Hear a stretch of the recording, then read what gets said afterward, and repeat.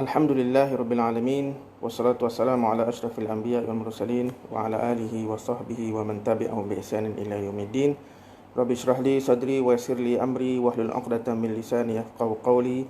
Subhanaka la ilma lana illa ma 'allamtana innaka antal alimul hakim. Wala haula wala quwwata illa billahil aliyyil azim, amma ba'du. Alhamdulillah, bertemu lagi kita dalam kuliah usul fiqh, dan pada malam ini adalah siri yang ke-20 menggunakan kitab Al-Wajiz fi Usulul Fiqh karangan Dr. Abdul Karim Zaidan. Dan kita telah pun selesai membincangkan tentang pembahagian hukum taklifi dan juga hukum wad'i dalam beberapa siri kuliah yang lalu, dan pada malam ni insya-Allah kita akan masuk kepada tajuk yang baru, iaitu Al-Hakim ataupun Asy-Syari'. Baik. Kalau kita lihat kepada ta'rif al-hukum indal usuliyin, ta'rif hukum di sisi ulama usul fiqh, al-hukmu ialah khitabullah ta'ala al-muta'alliq bi af'alil mukallafin talaban aw takhyiran aw wad'an, iaitu khitab Allah Ta'ala yang berkaitan dengan perbuatan mukallaf, sama ada berbentuk talab, tuntutan, sama ada tuntutan buat ataupun tuntutan tinggal, atau takhyiran, ataupun memberi pilihan, ataupun wad'an secara wad'i, iaitu yang dikatakan hukum wad'i. Talaban atau takhiran itu adalah perbahasan hukum taklifi, dan wad'an adalah perbahasan hukum wad'i. Baik. Jadi daripada definisi hukum ni, ia memberi satu indikator bahawa sumber hukum syariat Islam ini adalah Allah Subhanahu wa taala wahdahu, seorang. Jadi hanya Allah Subhanahu wa taala sahaja yang menjadi sumber kepada hukum mengikut ulama usul fiqh. Baik, di sini istilah al-hakim ataupun asy-syari', iaitu arahan ataupun sumber hukum tu datang daripada mana, daripada siapa? Maka daripada Allah Subhanahu wa taala wahdahu. Maka tidak ada hukum kecuali apa yang dihukumkan oleh Allah Subhanahu wa taala, dan tidak ada syariat melainkan apa yang telah disyarakkan oleh Allah Subhanahu wa taala. Dan inilah yang ditunjuk oleh banyak ayat Al-Quran dan juga hadis Rasulullah sallallahu alaihi wasallam, dan juga ijma' para ulama, para usuliyun berkenaan dengan asy-syari' ataupun siapakah yang dinamakan syarak ataupun siapakah yang dinamakan al-hakim. Contoh macam dalam firman Allah Subhanahu wa taala surah Al-An'am, inil hukmu illa lillah, tidaklah hukum itu melainkan milik Allah Subhanahu wa taala. Dalam surah Al-An'am ayat 62, Allah berfirman, ala lahul hukm, ketahuilah bahawa hanya sahaja hukum itu, pensyariatan hukum itu adalah milik Allah Subhanahu wa taala. Baik, oleh sebab itulah dan atas dasar inilah, apabila kita berhukumkan dengan apa yang diturunkan selain daripada Allah Subhanahu wa taala, boleh dianggap sebagai kufur, wal a'yazu billah. Kerana apa? Kerana tidak ada kuasa untuk menentukan hukum syarak kecuali Allah Subhanahu wa taala, kan? Dan kalau dalam kitab Al-Wajiz ni, Dr. Abdul Karim Zaidan membawa ayat Quran, wa man lam yahkum bima anzalallah fa ulaika humul kafirun. Siapa yang tidak berhukumkan dengan apa yang diturunkan oleh Allah Subhanahu wa taala, kan, maka dia adalah golongan kafirin. Dan ayat ini dia ada 3, kan, faulaika humul kafirun, faulaika humuz zalimun, dan satu lagi apa, faulaika humul fasiqun. Baik. Dan di sini juga kita memahami bahawa tugas para rasul tidak lain tidak bukan ialah menyampaikan hukum Allah Subhanahu wa taala. Dan tugas para mujtahidin yang tidak lain tidak bukan ialah untuk mengetahui hukum hakam yang terdapat dalam nas-nas, sama ada nas Al-Quran ataupun hadis, dan juga bagaimana untuk mengistimbatkan ataupun mengeluarkan hukum daripada nas tersebut dengan cara, metod dan juga kaedah-kaedah yang tertentu yang kita boleh tahu melalui ilmu usul fiqh. Baik. Okey. So sekarang ni apabila ijma' para ulama usuliyun menyatakan bahawa al-hakim itu adalah Allah Subhanahu wa taala, Tetapi ulama usul sebenarnya berbeza pandangan dalam beberapa isu, kan. Apa dia isunya? Yang pertama, adakah hukum Allah itu tidak boleh diketahui kecuali melalui perantaraan para rasul, kan? Ataupun dalam arti kata yang lain, adakah akal kita ini boleh bersendirian tanpa wasitah ataupun tanpa perantara rasul? Maksudnya akal logik manusia ni boleh tak memahami hukum hakam syarak, kan, dan ataupun nak menentukan hukum hakam syarak, ataupun mesti melalui para rasul sahaja, kan. Itu kita panggil kemuskilan yang pertama. Dan lanjutan daripada itu, persoalannya, adakah akal kita ini boleh memahami hukum Allah tanpa perantaraan rasul, dan adakah dengan akal ini boleh menentukan hukum hakam dan menjadi mana tu taklif, ataupun kita panggil tempat pergantungan pentaklifan syarak, kan. Dan adakah akal ini boleh menentukan dosa pahala, pujian, celaan,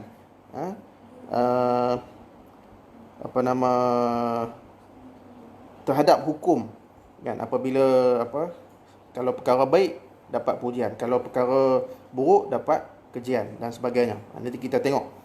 Jadi para ulama usul fiqh telah berselisih pandangan, di mana terdapat 3 pandangan. Menurut kitab Al-Wajiz ni ada 3 pandangan. Pandangan pertama ini adalah pendapat yang dikemukakan oleh Mu'tazilah dan sebahagian daripada ulama Ja'fariyah, Syiah ni. Yang mana kesimpulan mereka, pandangan ini menyatakan bahawa dalam perbuatan manusia itu dia panggil satu perkara yang baik, dan juga dalam perbuatan manusia ada juga perkara yang buruk. Dan bagi pendapat Mu'tazilah, mereka menyatakan bahawa akal boleh bersendirian untuk memahami kebaikan ataupun keburukan kebanyakan perbuatan-perbuatan manusia dengan melihat kepada sifat ataupun bentuk perbuatan tersebut, sama ada perbuatan itu boleh memberikan kebaikan ataupun boleh memberikan kemudaratan, boleh memberi maslahah ataupun mafsadah. Jadi makna kata kesimpulan pandangan mazhab Mu'tazilah ini, mereka menyatakan bahawa tak perlu rasul, tak perlu nabi untuk memahami perkara baik buruk dalam agama. Cukup akal manusia sahaja.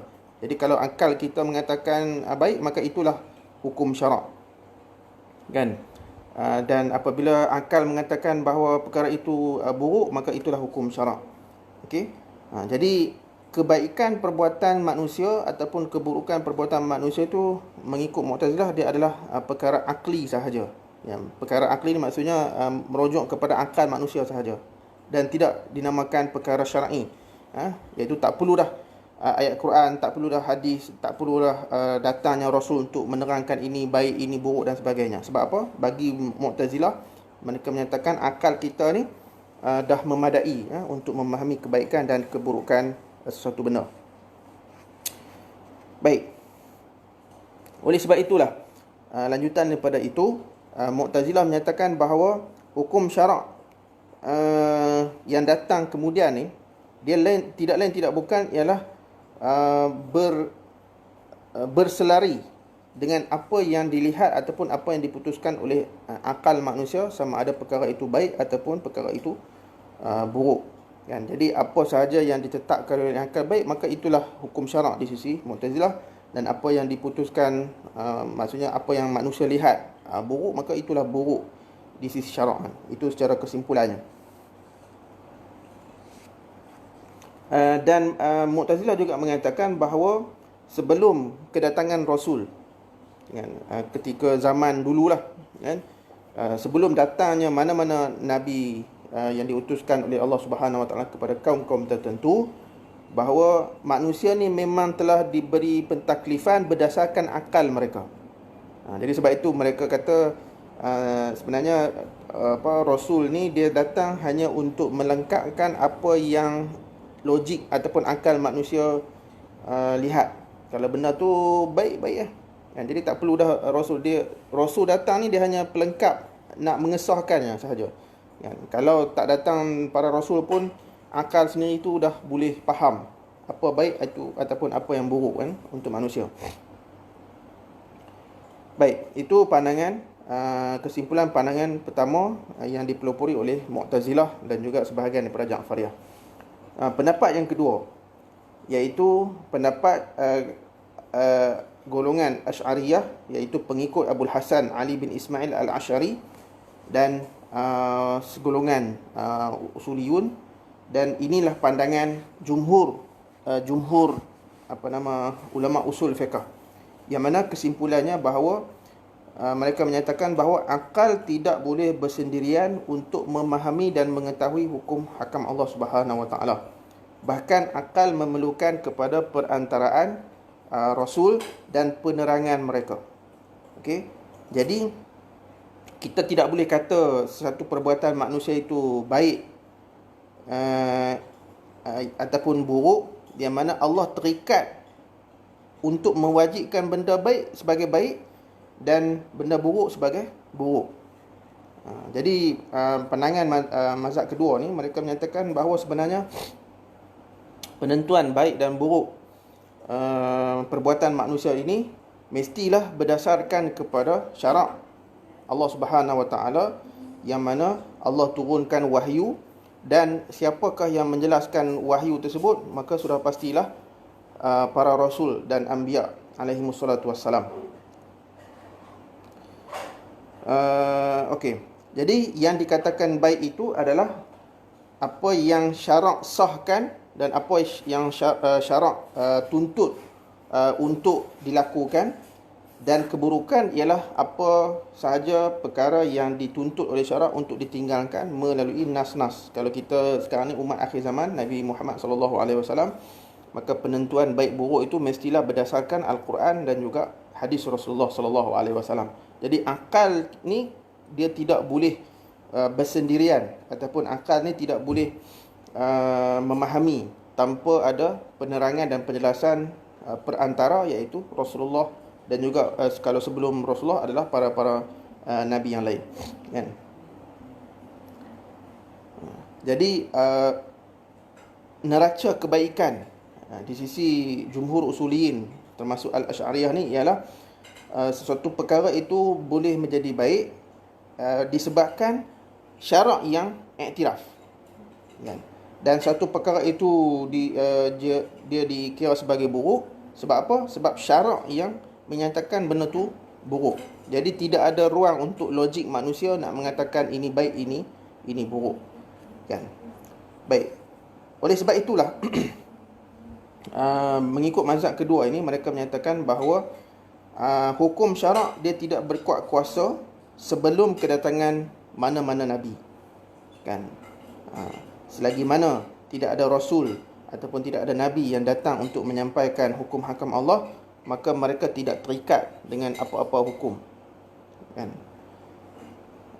Jadi tidak ada yang wajib, tidak ada yang haram, kan. Jadi bila tidak ada hukum, maka tidak ada pentaklifan, dan mereka tidak diambil kira, maksudnya tidak berdosa lah, kan. Sebab apa? Mereka ini dianggap sebagai golongan yang tidak ada sampai dakwah kepada mereka, kan.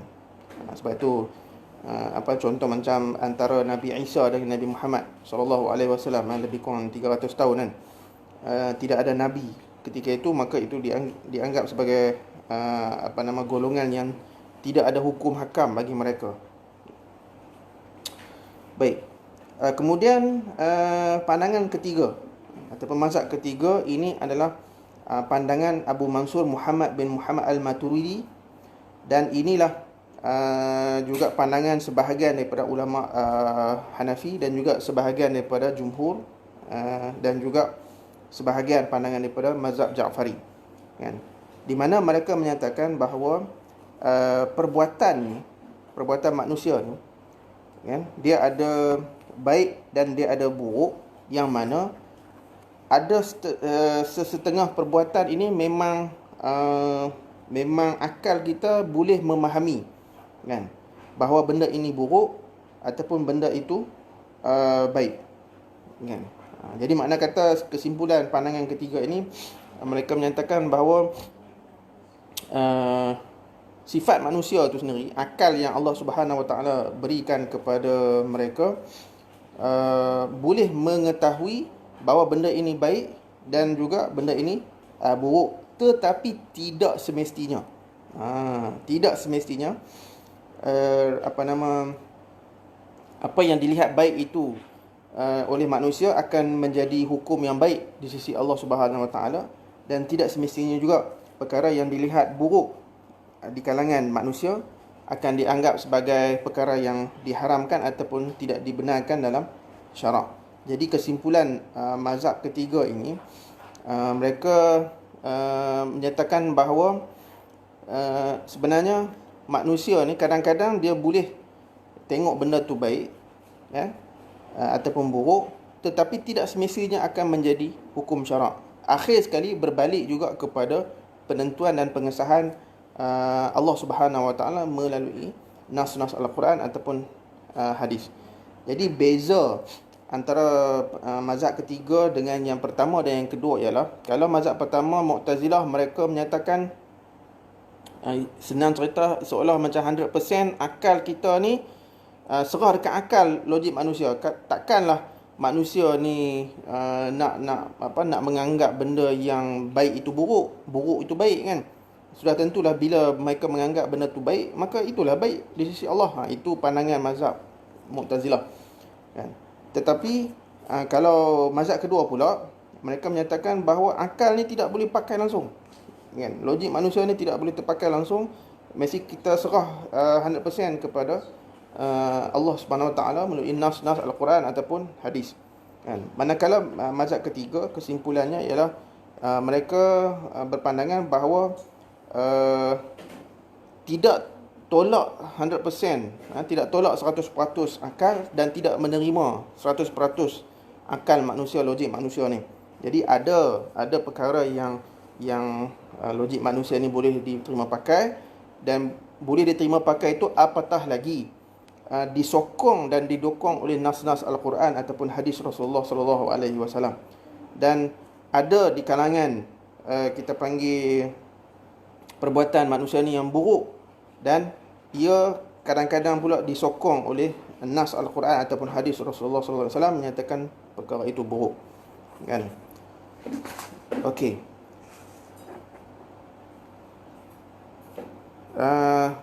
Oleh sebab itulah bagi mazhab ketiga ni, dia sebenarnya dia nak lebih kurang dengan mazhab kedua juga sebenarnya. Dan dari segi apa? Dari segi bagi golongan yang tidak didatangi Rasul ataupun belum sampai dakwah, mereka ini memang tidak ada hukum kan.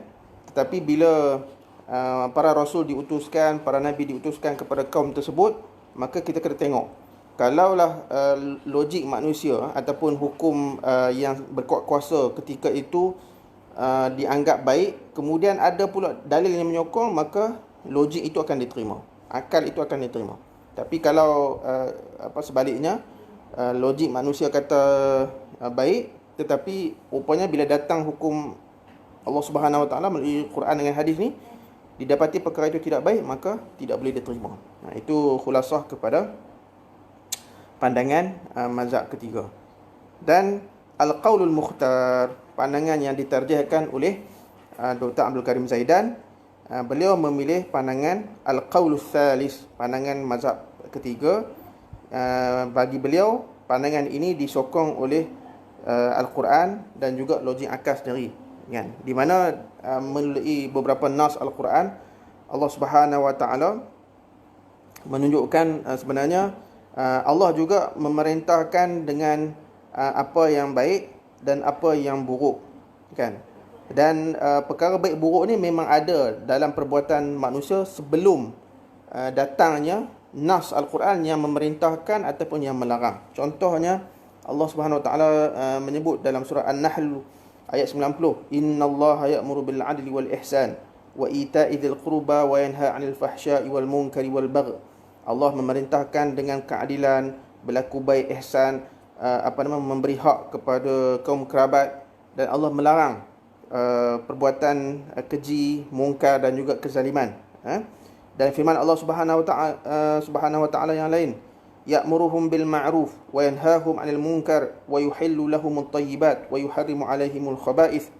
Dan Allah memerintahkan berlaku amar ma'ruf nahi munkar, dan Allah menghalalkan perkara-perkara baik, dan Allah mengharamkan perkara-perkara yang keji ataupun yang buruk.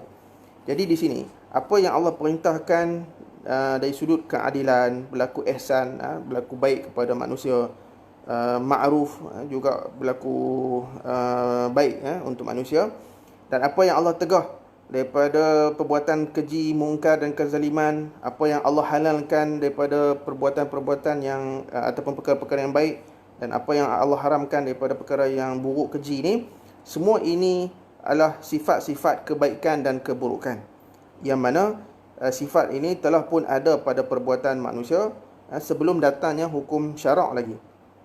Ini menunjukkan bahawa dalam perbuatan manusia tu memang ada perkara baik, ada perkara buruk yang zati, yang memang asalnya memang dah ada.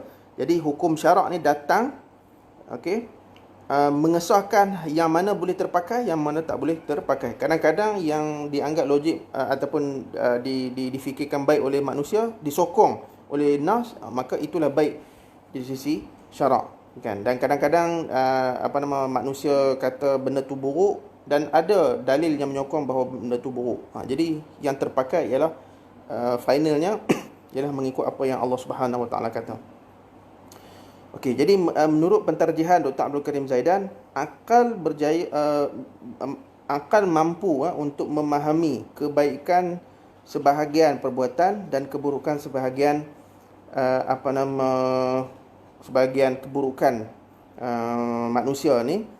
Contoh, kalau berlaku adil kepada manusia, ini logik akal manusia, berlaku baik, berlaku adil, cakap benar, kan, keburukan, kezaliman, cakap bohong, ini semua logik akal manusia yang boleh fikir bahawa benda itu baik dan buruk, kan. Okey. Dan hukum Allah Subhanahu Wa Taala tidak boleh diketahui kecualilah melalui perantaraan Rasul. Jadi makna kata datangnya Rasul untuk mengesahkan sama ada benda ni betul-betul diiktiraf syarak ataupun tidak diiktiraf syarak, kan. Jadi maknanya finalnya, akhir sekali bila turun ayat Quran, bila turun datangnya hadis Rasulullah sallallahu alaihi wasallam, maka itu mengesahkan apa yang boleh dan apa yang tidak boleh dilakukan oleh manusia. Jadi menurut Dr. Abdul Karim Zaidan lagi, tidak sabit ataupun tidak ada hukum kepada perbuatan manusia kecualilah selepas datangnya Rasul. Contohnya kalau kita umat Nabi Muhammad, datangnya Rasulullah sallallahu alaihi wasallam. Sebab berdasarkan firman Allah, "Wa ma kunna mu'adzibina hatta nab'atha rasula." Tidaklah kami mengazab manusia kecualilah setelah kami utuskan Rasul, bagi penerangan dulu, bagi penjelasan. Kalau mereka tak terima juga, barulah dikira berdosa dan sebagainya. Okey. Jadi tidak ada azab, tidak ada hukuman sebelum diutuskan Rasul ataupun sebelum sampainya dakwah kepada manusia. Jadi apabila tidak berlaku azab, maka tidak adalah pentaklifan, kan. Sebab kalaulah contoh macam tadi yang golongan ahlul fitrah ataupun ahlul fatrah, antara zaman Nabi Isa dengan Nabi Muhammad tu 300 tahun lebih kurang, kan. Jadi golongan ini dia tidak ada pentaklifan. Jadi bila tidak ada pentaklifan, mereka ini tidak dikenakan azab menurut ulama usul fiqh. Okey. Okey, seterusnya apa isu-isu berbangkit dalam perselisihan pandangan ulama berkenaan dengan at-tahsin wa taqbih al-aqli ni. Jadi isu berbangkit antaranya ialah sesiapa yang tidak sampai dakwah Islam ataupun dakwah ajaran Rasul, para Rasul ni, kan, di sisi ulama Mu'tazilah, mereka ni tetap akan dikenakan hukuman azab di akhirat nanti, kan, dan akan dihisap atas amalannya berdasarkan apa yang logik akal mereka putuskan. Kalau contohlah, kebanyakan logik akal manusia ketika itu mengatakan perbuatan A ini adalah baik, ni walaupun belum datang Rasul, kan. Tapi masyarakat ketika itu memandang perkara itu baik, maka wajiblah umat ketika itu mengikuti pandangan tersebut. Dan kalau mereka tak mengikuti, mereka berdosa. Ini pandangan Mu'tazilah. Tetapi bagi golongan Asy'ariyah dan Maturidiyah ataupun ulama-ulama usul yang lain menyatakan bahawa mereka yang tidak sampai dakwah, tidak ada hisab, tidak ada istilah dosa pahala, dan tidak ada hukum kepada mereka, kan. Okey, perkara berbangkit yang kedua. Selepas datangnya syariat Islam, maka tidak ada khilaf di kalangan para ulama bahawa hukum Allah itu hanya boleh diketahui melalui Allah Subhanahu Wa Taala, kan, iaitu dalam Al-Quran dan juga melalui sunnah Rasulullah sallallahu alaihi wasallam. Dan inilah kedua-duanya inilah iaitu Al-Quran dan juga sunnah yang Rasulullah sallallahu alaihi wasallam, Nabi Muhammad kita, menyampaikan kepada umat dan diteruskan oleh para ulama kita sampai sekarang, kan.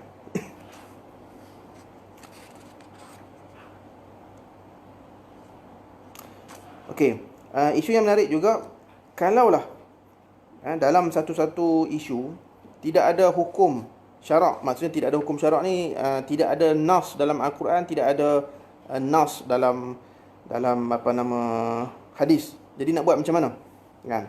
Okey, jadi kalaulah mengikut mazhab Mu'tazilah, kembali kepada akal, kan. Sebab apa? Bagi mereka akal ni sama power, sama berkuasa dengan Allah Subhanahu Wa Taala, kan. Namun